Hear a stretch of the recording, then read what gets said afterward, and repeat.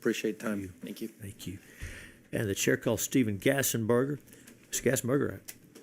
Oh, yeah, I'll make it. Thank you. And then Whitney, we had we had Whitney Blanton, but was Whitney just in case for? Very good. Thank you so much. All right. Thank you for being here. So there he is. Ms. Gassenberger, I wasn't paying attention. I should have had you on that first panel, but now you get to clean up. So you may prefer this. Sort of. So welcome. Introduce yourself and give us your testimony. Mr. Chair, committee members, my name is Stephen Gassenberger. I'm a policy analyst with the Pension Integrity Project at Reason Foundation based out of Houston.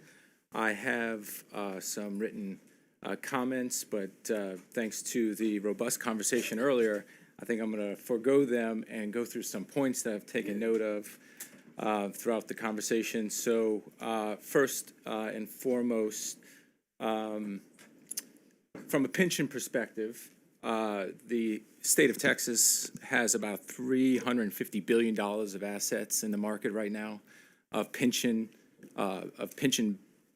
specific assets on the market. It's actually closer to $500 billion if you add up all the other public trusts. And since 2000, asset allocations within these major public pension portfolios have shifted from investing nearly 95% of their assets in publicly available fixed income and large U.S. equities to a more complex mix of international equities, private equity, and alternative assets made via limited partnerships. We actually just surfaced that earlier. Which is great. So these limited partnership contracts where the fund is the limited partner and they invest in a general partner who takes that committed number and then goes and achieves what their stated mission of their fund is at the commencement of the contract.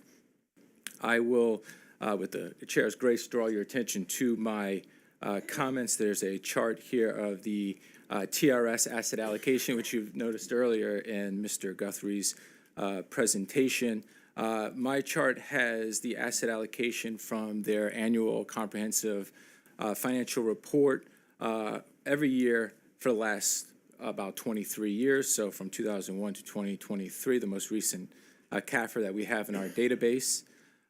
Just a side note, this is not a TRS-specific comment. I'm just using them because out of the $350 billion we have in the market, they have 210 billion of that. So I'm using them as an example, but they are not unique in the sense that this trend is ubiquitous among public pension systems, not only here in Texas, but around the country. So I'm not picking on them, I'm just using them as an illustration. We also see that we see that in our documents, we have that the majority of their assets are in these limited partnerships, but we included commodities. That's the only difference in our numbers. We included commodities because we really don't know, and we know that commodities can be invested in via limited partnership. We just included in that, but our numbers are exactly the same here. This issue, again, not unique to TRS, but it was raised by the Sunset Review Commission in 2019. They highlighted that the TRS valuation was not based on market value of assets as it was in 2021, but today nearly half of the portfolio is based off of the returns reported from these general partnerships called internal rates of return. So in these, throughout the lifetime of these limited partnership contracts, which usually run from 7 to 10 years. Each year, an annual return is reported from the general partner to the limited partner. That return is then folded into the investment returns of the fund and then reported. So we see the same thing as the Sunset Review Commission analysts saw, that the nearly half of the TRS portfolio, but again, not just TRS, but every one of your municipal plans, your police and fire plans. I know that's a topic of conversation around the country now. A lot of police and fire plans are struggling with funding. They're struggling with cost of living, achieving cost of living adjustments. A lot of their portfolios looks exactly like this, and a lot of the valuation of those portfolios are determined off of by the numbers reported from the general partnerships. So in 2020, 2021, the 95+% of TRS, as an example, had a tie, the value had a tie to a market value of the asset. Today, about half of it does. Half of it is reported from these general partnerships. And I think we brought Senator Perry and Senator Zaffarini, you both asked in some way, what more can you do, or how can you plug whatever gaps may be perceived in SB 13. I will also highlight SB 1446 from last session, which recognized this trend and attempted to provide public fiduciaries with guardrails. And they did that by proposing a statewide standard annual report mechanism for public trust to surface these unique assets. Unique in the sense that 20 years ago they didn't exist, and after 2008 they pretty much become a main focus of these funds. 1446 again proposed standardized annual report to a regular annual report, kind of folded it into their comprehensive annual report process. This report actually was very simple. It just lists the names of all limited partnerships. It included some data about those partnerships that we can talk about, like amount committed, the date of committed, it was committed or executed, the amount committed, the amount distributed, and it's kind of like the life cycle of a limited partnership. It also included proxy votes, a report about proxy votes, where it simply said what company it was, what the vote was, what the management recommendation was, what the proxy voting firm recommendation was, and how you voted. In 1446, we saw that they had a pre-vote reporting requirement. That is fantastic. Other states do that. Florida FRS, for example, CalSTRS, for example, peer groups of TRS, they do that. Some of the smaller funds may have some trouble doing that, but they all know what they vote in proxy votes. It's not hard. The technology is there to aggregate that, put that in a PDF file, and publish that as part of your CAFR. Other states do it. Big ones like CalSTRS and FRS do it in Florida. Small ones, I think Pittsburgh Municipal does it.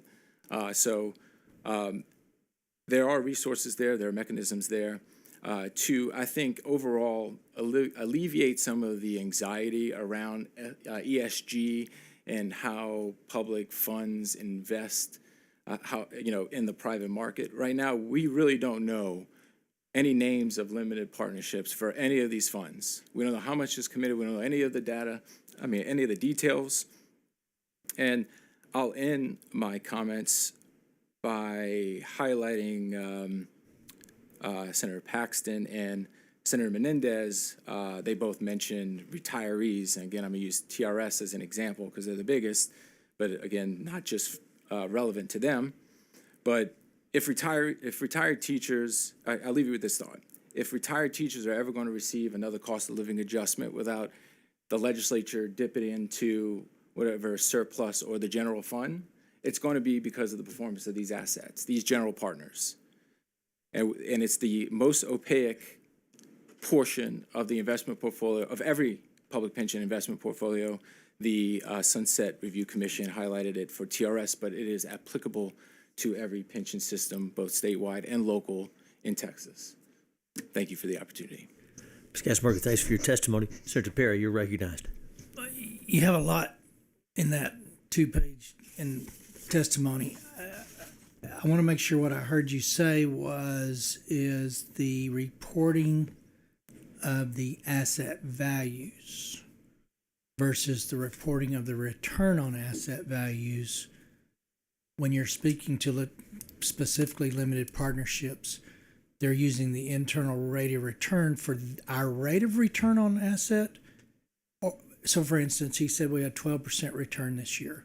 I'm assuming the TRS 12% return came from all asset classes, correct?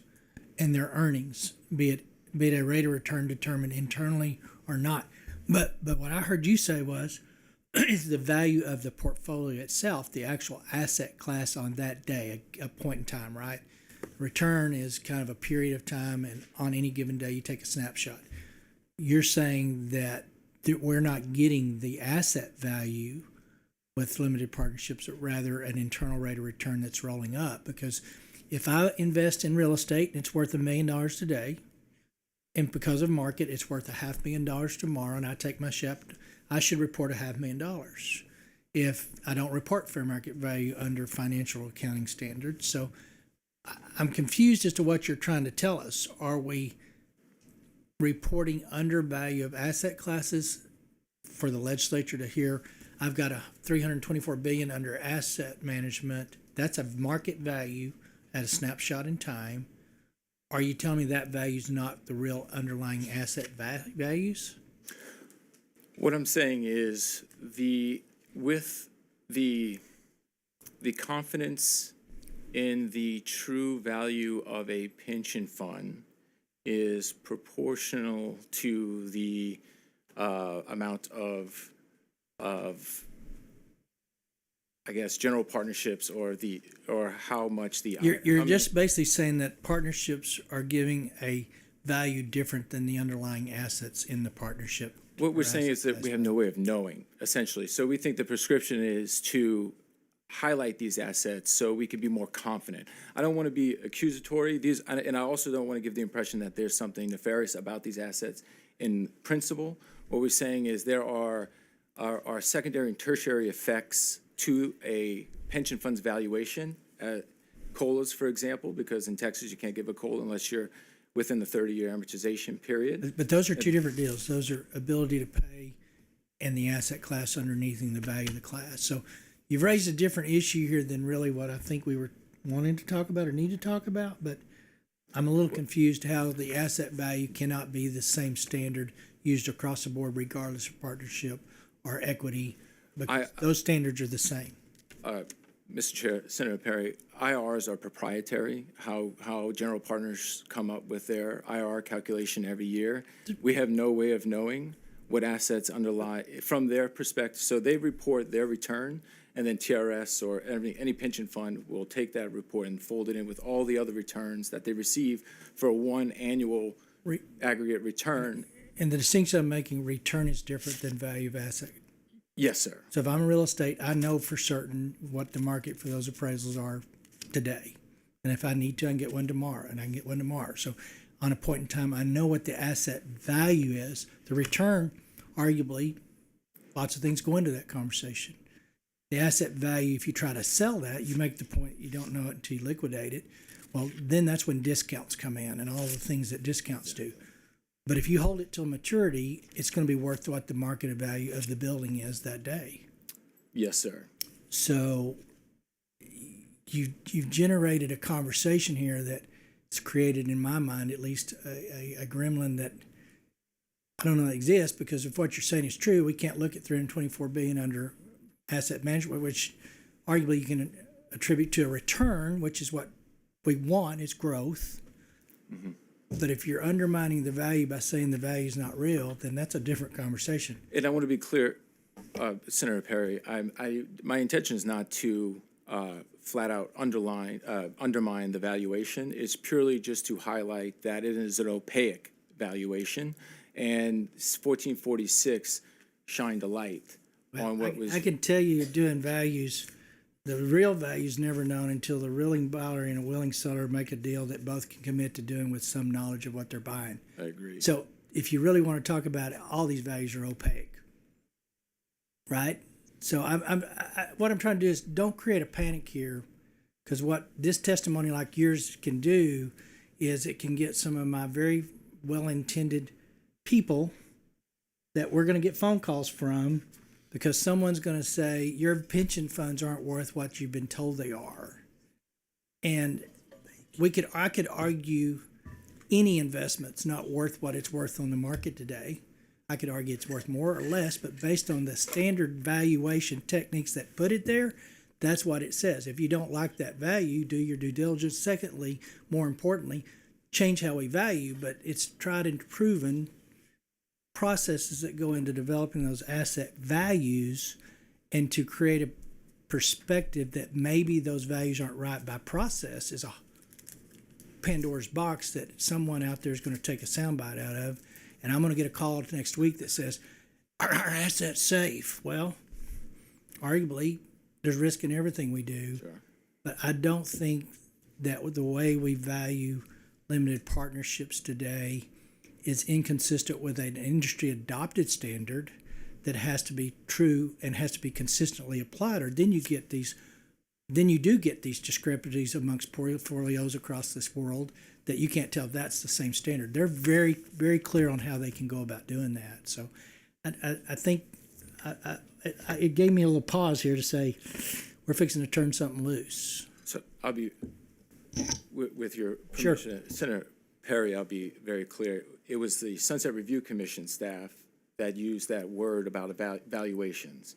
From a ESG, the topic of conversation at hand is once that money is committed, it could be called at any time within that term, and they could do with it what they want within, as long as they can tie it to the mission of the fund.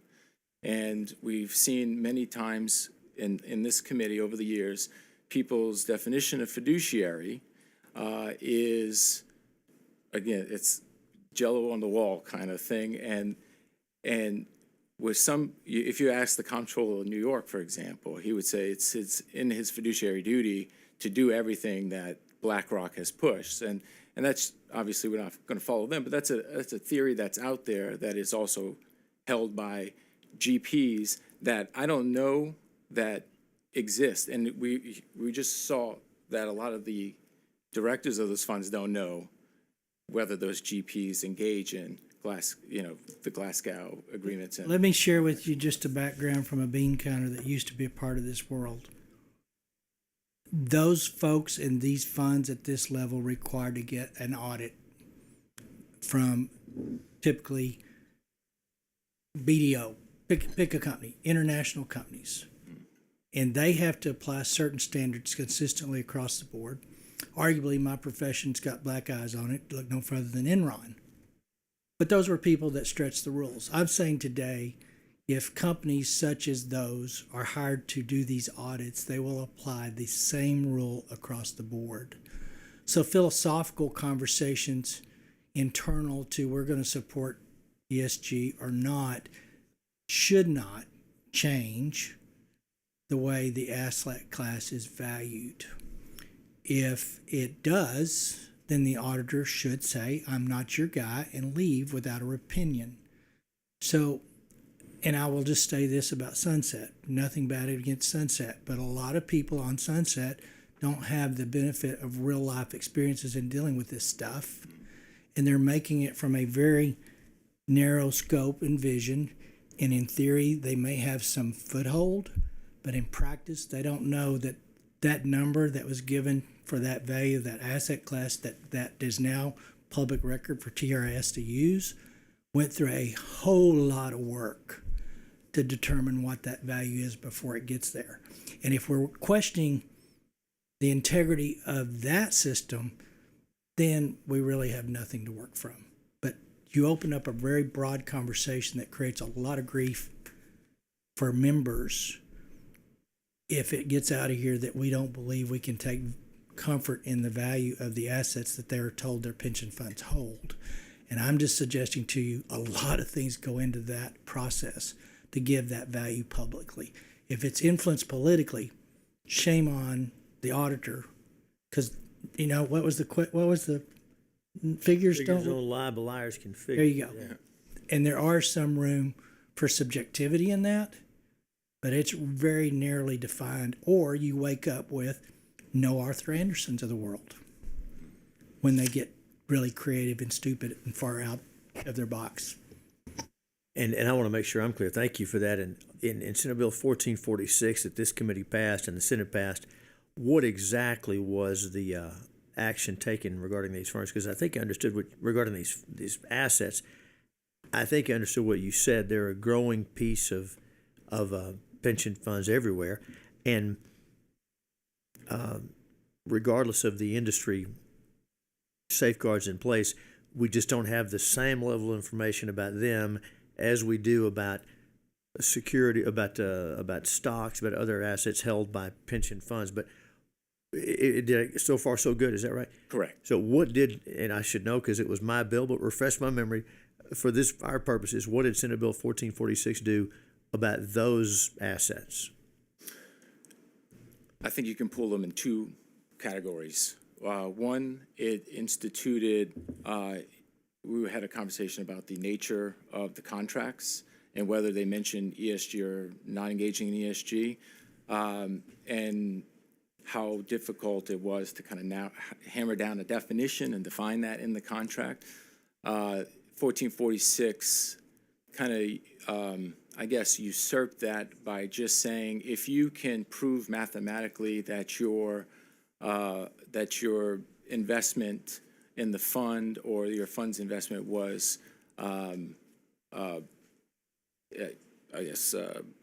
profitable or will be profitable, likely to be profitable, then that's good enough. Essentially, instituted a pecuniary standard. Okay. It was the word Okay. element in the contract. The second group was just the reporting. Again, I cannot emphasize enough, I do not want to question the value of the funds. It's just in 2020, we knew what a stock was valued at. We knew what the 20-year Treasury bond rate was at. We knew what the value was. Now, I don't have any names of general partners.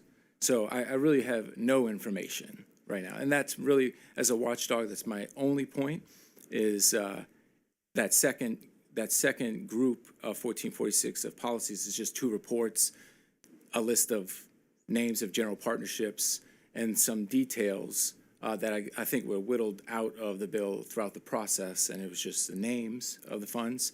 And then from a proxy voting perspective, ISS and Glass Lewis both provide portals. You can go into the portals of the big funds, but you can't go into any of the portals of any of the 99 or 98 other pension funds in the state. So it surfaced those votes just by listing the vote, manager's recommendation, proxy voting advisor recommendation, vote made.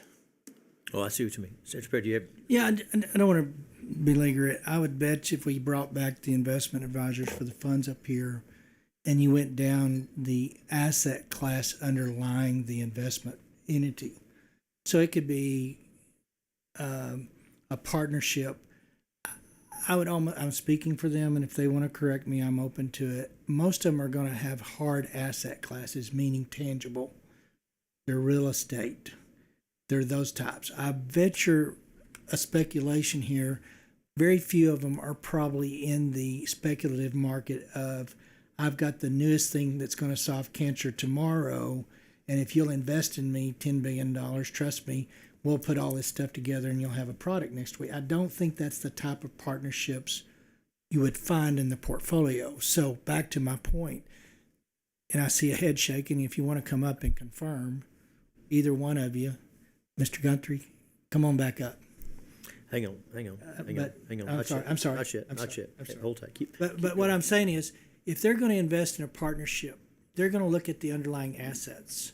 I venture to guess the majority of those, if not super majority of those, are real estate. And they're going to have appraisals.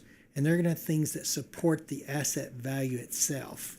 So they're not investing in intangible, speculative nature assets. If they are, it's extremely small with high growth opportunity, with minimum as risk as possible in that market. So I hate to say it and I reiterate, I just don't want to panic, because I think the partnership is an entity conversation as far as ESG transparency. Right. But the asset valuation itself, I would venture a guess, is going to be supported in a market with an independent appraisal process that we have said is tried and true and believable. That makes sense? So we've mixed transparency ESG conversation with asset value, and I don't think that's a legitimate conversation to leave here without clarification. Most of these partnerships have tangible asset values with proven due diligence to support the value of the asset. No, it makes sense. Yeah, that's what we'd expect. Yeah, Mr. Guthrie, come on back. Hold tight. Oh, go ahead, Stephen. Go ahead and respond while Mr. Guthrie. I agree 100%. I would agree that the major funds like TRS and ERS and TRMS and all the others do have those types of assets. There are almost 100 other funds around the state. Some of them are very small, and they don't operate with the same professionalism as some of these bigger funds. But I agree with you wholeheartedly. Oh, go ahead, Ms. Perry. Senator Perry, go. Thank you. Did I misstate anything that's not true? No, sir. Do you have partnerships that you would consider highly speculative with no hard tangible value in them? And if so, would it be how big of a piece of the portfolio? I cannot think of anything off the top of my head, and I would say no. That would not meet your investment committees. We are not in the business of venture capital. There you go. That's a good term. Thank you for clarifying that. And so whatever, that does make sense. And thank you, Senator Perry. And thanks, Mr. Guthrie. Ms. Gassenberger, I think I see what you're saying. A lot of funds out there, and we want to make sure that everyone's meeting the highest standard, it sounds like. I'm not trying to put words in your mouth. Is that close? Is that? Yes, sir. Oh, thank you. And then, Mr. Guthrie, it's been a while. Senate Bill 1446, anything in those provisions about disclosure of the general partnerships give you heartburn or any concerns? I think we talked about it at the time, but it's been a while. Yes, sir. We talked about it at the time, and we were very comfortable with the disclosure provisions in the bill. If Senator Perry's talking about, we don't want to give people the impression that there's a concern that's not, but a little sunshine's probably okay. Yeah, I just want to make. I get these, and you're going to get them, Senator Perry, and you're going to be written up in the news tomorrow. TRS's asset value can't be depended on. I can hear it in the soundbite. Is that a fair statement? How things get rumored milled out of here? Absolutely, sir. So I just don't want to create an unwarranted panic. We know what our assets are valued. It is a process. It has subjectivity in it, but it's not built yesterday. These are hundreds of years of techniques that Yes, sir. have evolved to meet the new vehicles, and they get really creative sometimes. It's very creative to sell products, and I get it, and it's usually contingent upon the capital. You know, how much do they need, and how can they get it in the current structure? If not, let's create a new structure, i.e. Enron. Yep. But I would say it's a good bet that if those partnerships were analyzed, you could look to the underlying asset and liquidate them somewhere close, or if not more than value, depending on the market of the day. Yes, sir. Thank you. Hey, anything else we need to know about that, Mr. Guthrie? No, sir. Ms. Vasquez, anything else? No, Senator, thank you. These details matter and your expertise here is obviously important. You would have had a lot of fun at that Marshall hearing with talking to these guys. Not to Mr. Good, but some of those. I do those discounts. Thank you. Anything else we haven't covered, Ms. Gassenberger? You want to impart to us, or anything you want to clarify? No, sir. Just thank you for the Thanks opportunity.